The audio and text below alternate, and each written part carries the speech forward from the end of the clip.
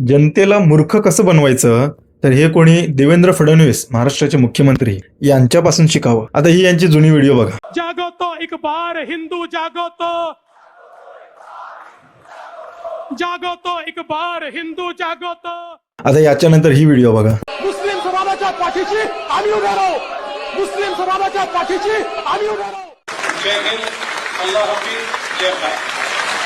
तर मंडळी हे झालं जुनं उदाहरण। आता तुम्हाला मी ताजा उदाहरण देतोय। नुकतंच काही दिवस पूर्वी लोकल ट्रेन मध्ये काही पोस्टर्स लागले होते, हिरवी किनारपट्टी। तर यामध्ये महाराष्ट्र सरकार असं सांगत आहे की कांदळवन आणि खारपुटी याचं किती महत्व आहे, तर या हिरवी किनारपट्टी कांदळवन खारपुटी याचं संरक्षण करायला हवं। तर दुसऱ्या हाती आपले हेच मुख्यमंत्री देवेंद्र फडणवीस साहेब यांच्या भाजप नेते माजी खासदार राम ठाकूर यांच्या जीवनकथेवर आधारित राम पर्व या पुस्तकचा प्रकाशन करत आहेत।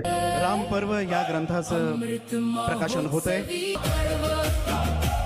आता तुम्हाला वाटेल याच्यात नवल वाटण्यासारखी गोष्ट काय आहे, तर या पुस्तकाच्या कव्हरवर एका बागेचं चित्र आहे। ही बाग स्वतःच सीआरझेडच्या कायद्यांचा उल्लंघन करून खारपुटीची कांदळवनाची कत्तल करून नाश करून उभारण्यात आलेली आहे आणि या बागेला सिडकोने नोटीस बजावलेली आहे आणि हे नपुंसक सिडकोचे अधिकारी या रामबागेवर तोडक कारवाई करत नाहीत म्हणून मला या बागेविरोधात उच्च न्यायालयात जावं लागलं। म्हणजेच काय तर 2.5-3 वर्ष पूर्वीच या बागेचं प्रकरण कोर्टात प्रविष्ट आहे। तरी देखील काही दिवस पूर्वीच मुख्यमंत्री देवेंद्र फडणवीस साहेबांनी या पुस्तकाचं प्रकाशन केलं। देवेंद्र फडणवीस साहेब, मला तुम्हाला एवढंच सांगायचं आहे की हे महाराष्ट्राचे दुर्भाग्य आहेत की तुमच्यासारखा मुख्यमंत्री महाराष्ट्राला लाभलेला आहे।